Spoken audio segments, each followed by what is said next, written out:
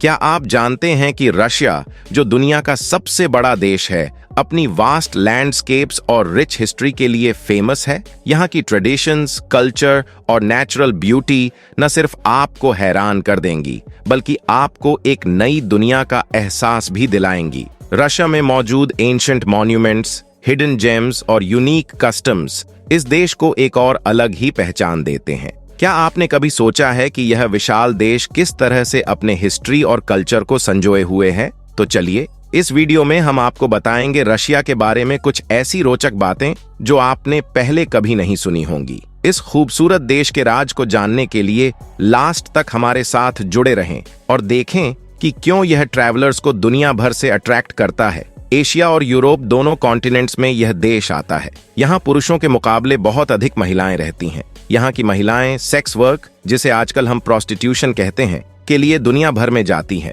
इन्हें इंडियन लड़के काफी पसंद करते हैं। यहाँ तक कि अगर किसी इंडियन से पूछा जाए कि वह किस देश की महिला से शादी करना पसंद करेगा, तो वह इसी देश का नाम बताएगा। इसकी नेचुरल ब्यूटी और हिस्ट्री इतनी दिलचस्प है कि करोड़ों टूरिस्ट्स यहाँ हर साल सिर्फ घूमने के लिए आते हैं। इसके अलावा इस देश में एक ऐसी जगह भी है जहां के पुरुष अपनी पत्नियों को किसी भी स्ट्रेंजर के साथ रात बिताने की इजाजत खुद देते हैं। दोस्तों, हम बात कर रहे हैं रशिया देश के बारे में। रशिया दुनिया का सबसे बड़ा देश है और एरिया के हिसाब से यह यूरोप के वेस्ट से लेकर एशिया के नॉर्थ तक फैला हुआ है। 1,41,00,000 स्क्वायर किलोमीटर के एरिया में यह देश फैला हुआ है। यहाँ बहुत से मॉडर्न सिटीज हैं और कई इलाके ऐसे भी हैं जहां आज भी पुराने कस्टम्स और ट्रेडिशंस के हिसाब से लोग रहते हैं। और ऐसा ही एक गांव है जिसका नाम है चोकोत्का। इस जगह पर एक बेहद अजीब ट्रेडिशन निभाई जाती है। जब यहाँ कोई पुरुष मेहमान बनकर आता है या कोई अजनबी पुरुष आता है, तो उसका स्वागत यहाँ कुछ खास तरीके से किया जाता है। गांव के लोग उस स्ट्रेंजर या गेस्ट पुरुष के सामने अपनी अपनी पत्नियों को खड़ा करते हैं और खुद कहते हैं कि उसे जो भी महिला पसंद है वह उसे रात भर अपने साथ रख सकता है। वह महिला उस स्ट्रेंजर पुरुष का पूरा ख्याल रखेगी, उसके लिए फूड बनाएगी, बेड लगाएगी, तैयार होगी और उसे एक पत्नी का सुख भी देगी। यह सब इस जगह की परंपरा का एक अहम हिस्सा है। अगर रात बिताने के बाद वह प्रेग्नेंट हो जाती है, तो फिर पूरा गांव इसके लिए सेलिब्रेट्स करता है। इसी तरह की परंपरा अलास्का के भी कई हिस्सों में निभाई जाती है। पति की सहमति से एक स्ट्रेंजर पुरुष के साथ संबंध बनाना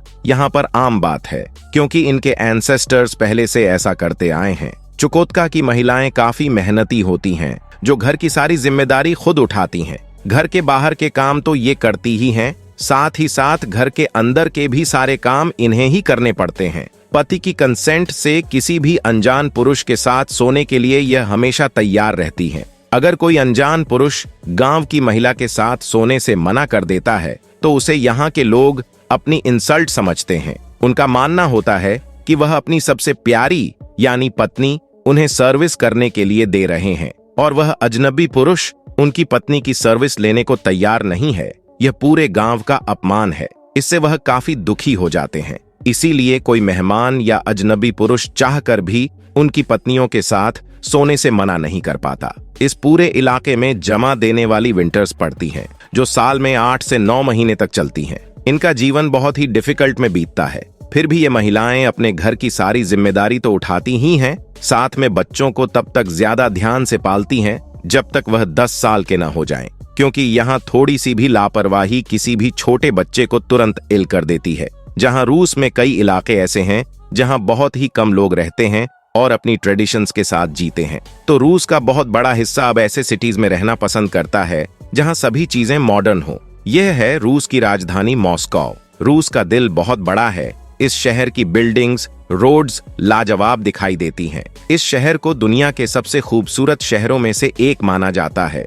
रूस दुनिया की सबसे बड़ी कंट्री है, लेकिन 1991 में सोवियत संघ टूटने से पहले 19 देश और थे जो रूस का ही हिस्सा हुआ करते थे, जिनमें Armenia, Azerbaijan, Belarus, Ukraine, Georgia, Tajikistan, Uzbekistan जैसे देश थे। साल 1991 में सोवियत संघ टूटा और इन देशों को रूस से इंडिपेंडेंस मिली। आज भी रूस इतना बड़ा एरिया कवर करता है कि हमारी धरती का 11% हिस्सा रूस में ही जाता है। जहां जमा देने वाली ठंड पड़ती है, ना खत्म होने वाले जंगल दिखाई पड़ते हैं। खूबसूरत ऑटम का मौसम आता है और गर्मियां तो यहाँ सिर्फ 3 महीने की ही होती हैं, जिन्हें लोग ऐसे बिताते हैं मानो 3 महीने के लिए कोई फेस्टिवल आ गया हो। यहाँ के लोगों को गर्मियां बहुत पसंद होती हैं, क्योंकि गर्मियों में इन्हें भारी भरकम और बहुत सारे कपड़े नहीं पहनने पड़ते। इसके अलावा यहाँ की महिलाओं को किसी दूसरे देश के मुकाबले इंडियन पुरुष बहुत पसंद होते हैं। इसीलिए ऐसे बहुत से लोग हैं जो रूस अगर घूमने भी गए हैं तो उन्हें वहां बहुत सी ऐसी महिलाएं मिल जाती हैं जो उनसे मैरिज करना चाहती हैं। कई इंडियन पुरुष हैं जिनकी शादियां रूसी महिलाओं के साथ भी हुई हैं। ये देश इतना बड़ा है कि अगर कोई इसके एक हिस्से में है तो वहां दिन का समय होता है, और अगर कोई इसके दूसरे हिस्से में है तो वहां रात का वक्त होता है। यहाँ पर 11 टाइम जोन्स हैं। एक ही समय में इस देश में 11 अलग अलग टाइम होते हैं, और ऐसा सिर्फ रूस में ही देखने को मिलता है और किसी भी देश में नहीं। दुनिया भर में रूसी महिलाएं बिजनेस करने जाती हैं, फिर चाहे वह थाईलैंड हो, वियतनाम हो या फिर इंडिया, हर जगह ये मौजूद होती हैं। इन्हें दुनिया की सबसे खूबसूरत महिलाओं में से एक माना जाता है। इनके सुनहरे बाल, दूध की तरह सफेद रंग इन्हें और ज्यादा सुंदर बना देते हैं। रूस के अगर एक हिस्से से यात्रा शुरू की जाए और इसके आखिरी हिस्से तक पहुंचा जाए तो वहां तक पहुंचने में 7 डेज का समय लगता है। रूस के लोगों को बियर पीना बहुत पसंद है। शायद इसीलिए 2011 से पहले यहाँ बियर को बियर माना ही नहीं जाता था, बल्कि बियर तो मानो यहाँ कोई सोडा ड्रिंक हो जिसे जब चाहे जहां चाहे कोई भी पी सकता था। पब्लिक प्लेस हो, सड़क हो, पार्क हो या फिर घर हो, कहीं भी बियर पीने पर कोई रोक टोक नहीं थी। लेकिन साल 2011 के बाद पब्लिक प्लेस पर इसे पीने पर रोक लगा दी गई। रूस का साइबेरिया इतना बड़ा है कि इसमें 4 इंडिया आसानी से फिट हो सकते हैं, लेकिन साइबेरिया में नेचुरल हार्शनेस इतनी ज्यादा है कि यहाँ पर लोग बहुत कम रहते हैं और इसका ज्यादातर हिस्सा सिर्फ बर्फ से ढके पहाड़ों और जंगलों का है। कैपिटल मॉस्को की नाइट लाइफ बेहद ही कमाल की होती है। रात के चाहे 2 ही क्यों ना बजे हों, लोग सड़कों पर घूमते मिलते हैं। खास मौकों पर तो मानो यह शहर रात में सोता ही नहीं है। रूसी लोगों को टैटूज बनवाना बिल्कुल भी पसंद नहीं होता। बालों को अतरंगी रंगों से कलर करना भी इन्हें जरा भी पसंद नहीं आता। ब्लैक ड्रेस उनकी पहली पसंद होती है। इसके अलावा रूस की महिलाएं ना मोटी मिलती हैं ना पतली, मानो भगवान ने वरदान दे दिया हो कि ये हमेशा खूबसूरत ही रहेंगी। यह है रूस का सेंट पीटर्सबर्ग शहर, रूस की शाही राजधानी। यह शहर अपने अंदर पूरे रूस का हिस्ट्री, कल्चर और आर्ट समेटे हुए है। यहाँ देखने को मिलते हैं बड़े बड़े महल, पुरानी बिल्डिंग्स, स्टैच्यूज और शानदार चर्च, जो बताते हैं कि यह देश पहले से ही कितना खूबसूरत है। यूरोप, एशिया और पूरी दुनिया से इस देश को देखने, घूमने और समझने के लिए हर साल 1 करोड़ लोग आते हैं। साल 2023 की एक रिपोर्ट के मुताबिक सिर्फ इंडिया से 60,000 लोग बिजनेस टूरिज्म के लिए रूस गए थे। इसी बात से अंदाजा लगाया जा सकता है कि इंडियंस को भी रूस कितना ज्यादा पसंद है। इसके अलावा लाखों लोगों का रूस घूमने का एक और कारण है इसका काफी सस्ता होना। रूस में जो करेंसी चलती है उसे रूबल कहा जाता है, जो इंडिया के सिर्फ 82 पैसे के बराबर है। यही वजह है कि लोग बहुत ही कम पैसों में रूस में एक लंबा समय बिता सकते हैं। यहाँ के लोगों को रशियन बोला जाता है और ये लोग रशियन लैंग्वेज बोलते हैं। 14 करोड़ 46 लाख की पॉपुलेशन में यहाँ पर सबसे बड़ा धर्म क्रिश्चियनिटी है, जो कुल आबादी का 71% है, जबकि दूसरा बड़ा धर्म रूस में इस्लाम है, जिसकी हिस्सेदारी 15% से लेकर 18% तक है। वहीं 15% से 20% लोग ऐसे हैं जो किसी भी धर्म में यकीन नहीं रखते। रूस के लोग बहुत ही शांत स्वभाव और बुद्धिमान माने जाते हैं। जब सोवियत यूनियन और रूस एक ही थे, तब से अब तक इसने कुल 31 नोबेल प्राइजेस अपने नाम किए हैं। 1962 में लेफ लांडाउ ने पीस में नोबेल प्राइज अपने नाम किया था और इसके बाद 1987 में जोसेफ ब्रोड्स्की ने लिटरेचर में यह पुरस्कार हासिल किया था। इतना ही नहीं, रूस ने साल 1957 में पहला सैटेलाइट अंतरिक्ष में भेज दिया था, जो कि स्पुतनिक 1 था। और सिर्फ इसके 4 इयर्स बाद यानी कि 1961 में रूस की स्पेस एजेंसी को सबसे बड़ी कामयाबी मिली थी, जब यूरी गगारिन ने पहली बार अंतरिक्ष की यात्रा की और पृथ्वी का चक्कर भी लगाया। ये पहली बार था जब कोई इंसान अंतरिक्ष में गया था। और उसने पृथ्वी के चारों तरफ चक्कर लगाए थे। इस कामयाबी ने रूस की स्पेस एजेंसी को पूरी दुनिया में नाम और शोहरत दिलाई। दोस्तों, रूस में कई इलाके ऐसे हैं जहां असहनीय कोल्ड होती है। हमारी धरती पर सबसे ठंडी जगह जहां इंसान रहते हैं वह रूस में ही मौजूद है। यह है ओयम्याकोन गांव, धरती पर सबसे ठंडी जगह जहां टेम्परेचर -50 डिग्री सेल्सियस से लेकर -28 डिग्री सेल्सियस तक नीचे गिर जाता है। इतने कम तापमान में रहना बहुत ही मुश्किल है। ओयम्याकोन का मतलब ही होता है ठंडे पानी की जगह। यहाँ साल के 10 महीने सिर्फ स्नो गिरती है और तापमान -50 डिग्री से भी कम रहता है। यह रूस के दूर दराज इलाके में मौजूद है। इतनी ठंड से बचने के लिए यहाँ के लोगों को लगातार काम करते रहना पड़ता है ताकि उनका शरीर वार्म बना रहे। यहाँ की रोड्स बर्फ की चादर से ढक जाती हैं। ट्रीज अपना रंग बदलकर सफेद कर लेते हैं। घर की छतों पर सिर्फ बर्फ दिखाई देती है। चारों तरफ बर्फ ही बर्फ होती है और यह माहौल और ज्यादा मुश्किल तब हो जाता है जब यहाँ हवाएं बहुत तेज चलती हैं, जो बेहद ठंडी और बर्फीली होती हैं। गांव के लोग सिर्फ मीट खाते हैं, खासतौर पर फिश का और दूसरे जानवरों का, क्योंकि आसपास खेती करने लायक कोई लैंड नहीं है। गांव के लोगों को खास तरह के गर्म कपड़े हमेशा पहनकर रहने पड़ते हैं। नाक, कान, सिर सब कुछ ढकना पड़ता है ताकि वे ठंड से बच सकें। फिर भी बाहर निकलते ही आंखों की पलकों पर बर्फ जमने लगती है। घरों को गर्म रखने के लिए हमेशा वुड और कोल जलाया जाता है। घरों में बड़े कमरों की बजाय छोटे कमरे बनाए जाते हैं ताकि उन्हें जल्दी से गर्म किया जा सके। घर की सभी विंडोज और दरवाजे अच्छी तरह से बंद करने पड़ते हैं ताकि बर्फ और ठंडी हवा अंदर न आ सके। हॉट वाटर की पाइपलाइन पूरे घर में लगाई जाती है जिससे घर को गर्म रखने में मदद मिलती है। बच्चों के स्कूल का स्केड्यूल बदलता रहता है मौसम के मुताबिक। कभी स्कूल सुबह होता है तो कभी दोपहर में। गांव की सड़कों से बर्फ हटाने का काम लगातार जारी रहता है। यहाँ जीवन जीना बेहद ही मुश्किल है। अब अगर इस गांव से बाहर निकला जाए तो पूरा रूस ही खूबसूरत है, लेकिन राजधानी मॉस्को की बात ही अलग है। ये जो आप देख रहे हैं यह है गुम मॉल, जो बहुत ही ज्यादा बड़ा है। अगर इसे कोई एक्सप्लोर करने की सोचे तो उसे कम से कम 3 दिन लग जाएंगे। इसके अलावा यहाँ का रेड स्क्वायर एक टूरिस्ट स्पॉट है और लोकल रशियन लोग भी यहाँ पर बड़ी संख्या में मौजूद रहते हैं। यहाँ लोग वीडियो शूट करते हैं, घूमते हैं। इस पूरे इलाके में लाइट्स लगी हैं और जब यह लाइट्स जलती हैं तो मानो माहौल पूरी तरह से बदल जाता है और लगता है जैसे कि यहाँ कोई पार्टी ही चल रही है। इस जगह पर रूस अपनी मिलिट्री परेड भी करता है। यह है मॉस्को की सबसे प्रसिद्ध इमारत। इसका नाम है सेंट बेसिल्स कैथीड्रल। यह एक चर्च है। इसे 460 साल पहले यानी 1555 से 1561 के बीच आइवन द टेरिबल ने बनवाया था। रूस में सेंट बेसिल नाम के एक बड़े पादरी हुए थे,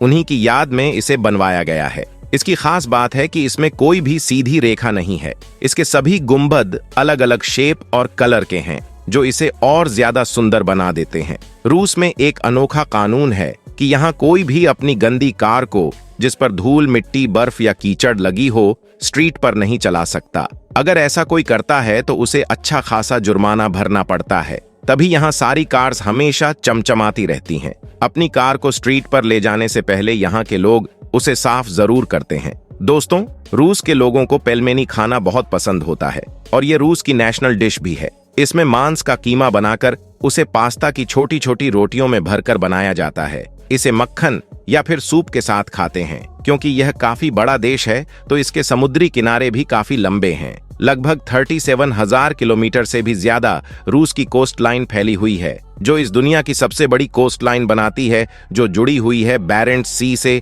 चुक्ची सी से, पैसिफिक ओशन से, जापान सी से, ब्लैक सी से और कैस्पियन सी से। यहाँ कई सुंदर समंदर के किनारे हैं जहाँ लोग आते हैं, स्विम करते हैं और घंटों समय बिताते हैं। इनमें सुखुमी बीच एक प्रमुख है, जिसका साफ पानी और सुनहरी रेत किसी को भी आकर्षित कर सकती है। इसके अलावा जापान सी के किनारे व्लादिवोस्तोक बीच भी बहुत ही सुंदर है। यहाँ ठंडी समुद्री हवाएं चलती हैं और खास समुद्री खाना मिलता है। बाल्टिक सी के किनारे कलिनिंग्राड बीच भी बहुत प्रसिद्ध है। ये गर्मियों के मौसम में काफी भीड़ देखने को मिलती है। मॉस्को के रेड स्क्वायर में रूस के महान नेता और क्रांतिकारी व्लादिमीर लेनिन के मरे हुए शरीर को आज भी अच्छे से संभाल कर रखा गया है। उनकी मृत्यु 1924 में हुई थी। तब से यहाँ उनकी समाधि बनाई गई है। उनके सम्मान में इस म्यूजियम में लोग आते हैं और उनके मृत शरीर को देख सकते हैं, जो कि 100 सालों से ऐसे ही रखा हुआ है। लेनिन्स मौसोलियम रूस की संस्कृति और विरासत की पहचान मानी जाती है। रूस का यह शहर कजान है, जो कि मॉस्को से भी पुराना है, जहां यूरोप और एशिया की मिक्स संस्कृति देखने को मिलती है। इस शहर में मुसलमानों की आबादी ज्यादा है, इसीलिए यहां आपको कई मस्जिदें भी देखने को मिलेंगी। साल 2018 में इसी शहर कजान में फीफा वर्ल्ड कप भी आयोजित किया गया था और उस समय इस शहर में भारी संख्या में टूरिस्ट आए थे। दोस्तों, रूस का रेलवे नेटवर्क बहुत ही बड़ा है। इतना बड़ा है कि यहाँ की ट्रांस साइबेरियन रेलवे लाइन दुनिया की सबसे बड़ी रेलवे लाइन है, जो रूस को एशिया और यूरोप तक जोड़ती है। ट्रांस साइबेरियन लाइन 33,000 किलोमीटर लंबी है। रूस के सेंट पीटर्सबर्ग में कई लोग ऐसे हैं जिनके बाल लाल हैं। उनकी पहचान उनके बालों से होती है। साल 2010 में सभी लाल बाल वाले लोगों ने सेंट पीटर्सबर्ग में एक त्योहार की शुरुआत की, जिसे सितंबर के महीने में मनाया जाता है। इस दिन सभी लाल बाल वाले लोग एक साथ सड़कों पर निकलते हैं, संगीत बजाते हैं, नाचते हैं और अपनी यूनिटी दिखाते हैं, फोटो खिंचवाते हैं। सेंट पीटर्सबर्ग में यह त्योहार काफी ज्यादा प्रसिद्ध है। पूरी दुनिया से लाल बाल वाले लोग इस खास त्योहार में शामिल होने आते हैं। रूस का आधिकारिक नाम रशियन फेडरेशन है। इसके पश्चिम में नॉर्वे फैला रूस है, उत्तर पश्चिम में फिनलैंड है, बाल्टिक सी के किनारे एस्टोनिया देश है, दक्षिण में लाटविया है, जबकि दक्षिणी सीमा पर यूक्रेन, काजाख्स्तान, चाइना, मंगोलिया और नॉर्थ कोरिया जैसे देश हैं। वहीं रूस की पूर्वी सीमा पर जापान देश है। आपको जानकर हैरानी होगी कि रूस ने 1867 में अपना एक बहुत बड़ा राज्य अलास्का, जिसका 67 लाख स्क्वायर किलोमीटर से भी ज्यादा है, उसे सिर्फ $7.2 मिलियन में अमेरिका को बेच दिया था, क्योंकि वहां कोई नहीं रहता था। सिर्फ समंदर, बर्फ और बर्फ के पहाड़ थे। अगर आज अलास्का रूस का हिस्सा होता तो रूस का क्षेत्रफल और ज्यादा बड़ा होता। विश्व का सबसे बड़ा देश रूस आंशिक रूप से ईस्टर्न यूरोप में और आंशिक रूप से उत्तरी एशिया में स्थित है। रूस की सीमा 14 देशों Azerbaijan, Belarus, China, Estonia, Finland, Georgia, Kazakhstan, North Korea, Latvia, Lithuania, Mongolia, Norway, Poland और यूक्रेन से लगती है। रूस एक फेडरल रिपब्लिक है और अगर थियोरी की बात हो तो यह एक मल्टी पार्टी डेमोक्रेसी है, जिसमें प्रेसिडेंट राज्य का प्रमुख होता है और प्राइम मिनिस्टर सरकार का मुखिया होता है। रूस के प्रेसिडेंट रूसी सशस्त्र बलों के सर्वोच्च कमांडर इन चीफ भी होते हैं। रूस बिकैमेरल फेडरल असेंबली के सिस्टम से चलता है, जिसमें स्टेट डूमा और फेडरेशन काउंसिल शामिल हैं। इस संसद की अध्यक्षता फेडरेशन काउंसिल के चेयरमैन करते हैं। बात अगर रूस की इकोनॉमी की हो तो रूसी अर्थव्यवस्था अपर मिडिल इनकम पर आधारित अर्थव्यवस्था है। यूएसएसआर के पतन के बाद 1990s के दशक में बाजार सुधारों ने रूस के ज्यादातर क्षेत्रों जैसे इंडस्ट्री और एग्रीकल्चर का प्राइवेटाइजेशन कर दिया। रूस की अर्थव्यवस्था oil, gas, precious metals, agriculture और आर्म्स एक्सपोर्ट्स पर आधारित है। देश मुख्य रूप से एनर्जी से प्राप्त होने वाले रेवेन्यू पर निर्भर करता है। एनर्जी रूस के निर्यात का 65% और उसके कुल रेवेन्यू का 25% बनाती है। रूसी सरकार ऑयल और गैस इंडस्ट्रीज को नियंत्रित करती है। रूसी सशस्त्र बलों के पास न्यूक्लियर वेपन्स का दुनिया का सबसे बड़ा भंडार है। इसके पास बैलिस्टिक मिसाइल सबमरीन्स का दूसरा सबसे बड़ा फ्लीट है। दूसरा सबसे शक्तिशाली एयरफोर्स और नेवी का फ्लीट है। रूस दुनिया में चौथे नंबर पर सबसे अधिक मिलिट्री एक्सपेंडिचर करता है, जिसका मतलब है कि देश अपनी सैन्य ताकत को लगातार बढ़ाने और मजबूत करने पर ध्यान दे रहा है। रूस ने अपनी सैन्य शक्ति को अपडेट करने के लिए कई उच्च तकनीकी और आधुनिक हथियारों को हासिल किया है। दूसरे सबसे बड़े मिलिट्री बजट्स में शामिल होने के बावजूद रूस अपनी रक्षा नीतियों और सैन्य रणनीतियों को अधिक प्रभावी बनाने के लिए लगातार नए उपायों पर काम करता है। तो दोस्तों, अगर आपको रूस की हमारी यह वीडियो पसंद आई और इन्फॉर्मेशन अच्छी लगी तो इस वीडियो को एक लाइक दें, शेयर करें और चैनल को सब्सक्राइब कर बेल आइकॉन जरूर दबाएं, ताकि आने वाली नई वीडियो की अपडेट आपको मिले सबसे पहले। हम मिलेंगे नेक्स्ट वीडियो में, तब तक के लिए गुड बाय, टेक केयर।